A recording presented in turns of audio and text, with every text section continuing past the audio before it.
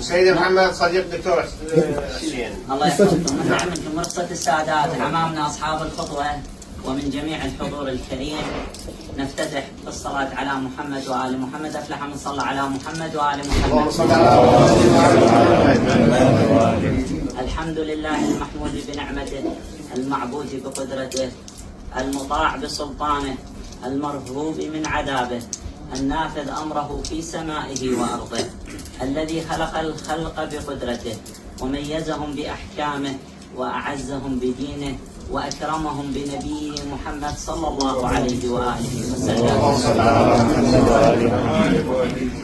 الحمد لله الذي أحل لنا الزواج والنكاح وحرم علينا الزنا والسفاح، تبارك اسمه وتعالت عظمته، جعل المصاهرة سببا لاحقا وأمرا مفترضا أوشج به الأرحام وألزم به الأنام، فقال تعالى عز من قائل: بسم الله الرحمن الرحيم، وهو الذي خلق من الماء بشرا فجعله نسبا وصهرا وكان ربك قديرا.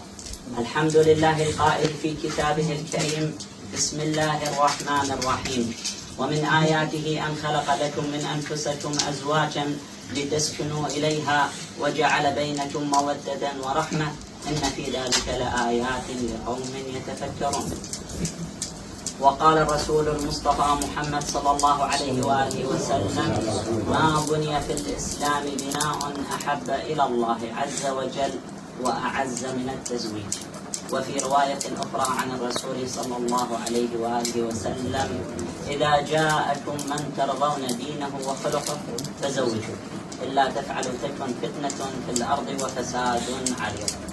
وفي رواية أخرى قال رسول الله صلى الله عليه وآله وسلم: الدنيا متاع وخير متاع الدنيا المرأة الصالحة.